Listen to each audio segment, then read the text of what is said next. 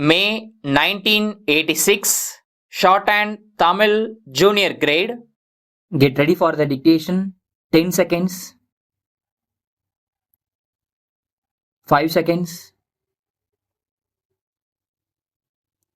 Start.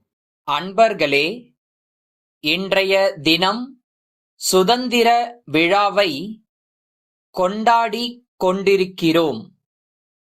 இந்த August 15 சுதந்திரம் பெற்று 38 ஆண்டுகள் முடிவுற்று 39வது ஆண்டு பிறக்கிறது.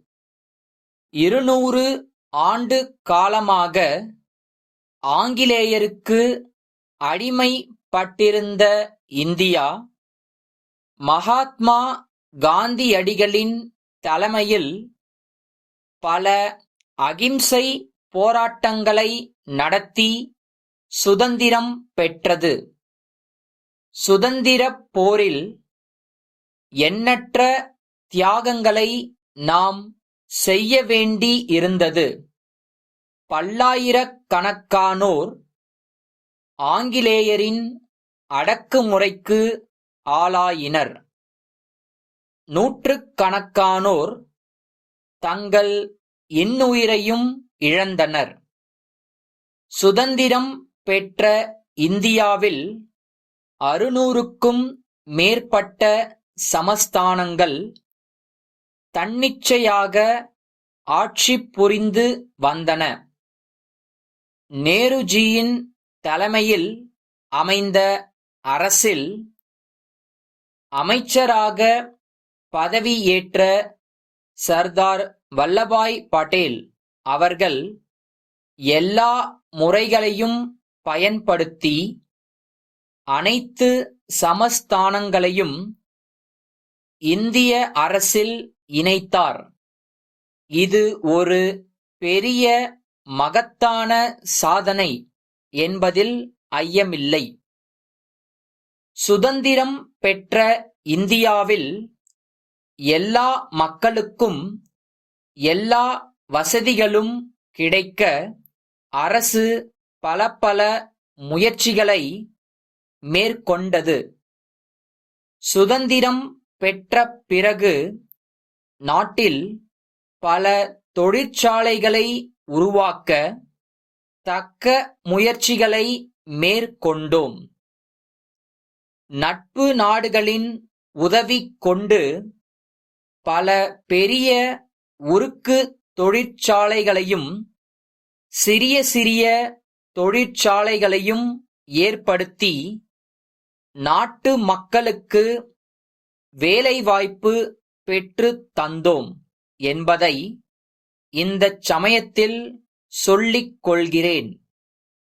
உணவுப் பொருள்களின் உற்பத்தியை பெருக்க தக்க நடவடிக்கைகளை நம்முடைய அரசு மேற்கொண்டுள்ளது என்பதை மீண்டும் நினைவூட்டுகிறேன். நண்பர்களே, விடுதலை பெற்ற இந்தியாவில் நம் அனைவருடைய கடமை என்ன என்பதை நாம் எண்ணிப் பார்க்க வேண்டும். முதலாவதாக, நாம் அனைவரும் இந்தியர். நாம் எல்லோரும் ஒரு தாய் மக்கள் என்ற எண்ணத்துடன் ஒற்றுமை உணர்வை வளர்த்துக் கொள்ள வேண்டும். இரண்டாவதாக, இந்தியாவின் வளர்ச்சிக்கும் வாழ்வுக்கும் நம்மாலான எல்லா விதமான ஒத்துழைப்பையும் அளிக்க வேண்டும். மூன்றாவதாக, இந்தியாவின் புகழை உலகிற்கு எடுத்துக்காட்டும் பணியில் ஈடுபட வேண்டுமென்று கேட்டுக்கொள்கிறேன். இன்றைய தினம் இந்தியாவின் வளர்ச்சி உலக நாடுகளின் கவனத்தை ஈர்த்துள்ளது. உலக சமாதானத்திற்கு இந்தியா முழு முயற்சி எடுத்து அணிசேரா நாடுகள் என்ற அமைப்பை உருவாக்கி அதனுடைய தலைமை பொறுப்பை ஏற்று சமாதானத்திற்கு உழைத்து வருவது நமக்கு பெருமை தருவதாகும். அன்புடையீர், வணக்கம். தங்கள் பதிப்பகத்தின் சார்பில் தமிழில் வரலாற்று நூல்களையும் நாவல்களையும் சிறுகதைகள் அடங்கிய நூல்களையும் வெளியிடுவதாக அறிந்தேன். அடுத்த ஆண்டில் நான் அமெரிக்கா, இங்கிலாந்து போன்ற அயல் நாடுகளில் வாழும் உறவினர் வீடுகளுக்கு செல்ல இருக்கிறேன். அங்குள்ள நண்பர்களும் உறவினர்களும் இந்திய விடுதலை போராட்டத்தின் போது தமிழகம் ஆற்றியுள்ள பங்கை அறிந்து கொள்ள விரும்பி அம்மாதிரியான நூல்களை எடுத்து வருமாறு கடிதம் எழுதியுள்ளனர்.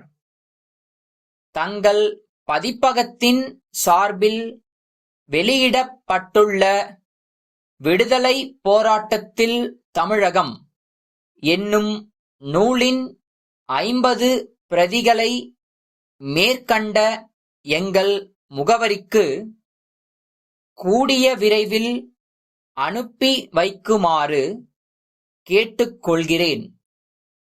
புத்தகத்தின் விலையில் கழிவுத் தொகை நீங்கலாக எவ்வளவு பணம் அனுப்ப வேண்டும் என்பதை தெரிவித்தால் அதற்குரிய காசோலையை உடன் தங்களுக்கு அனுப்பி வைக்கிறேன்.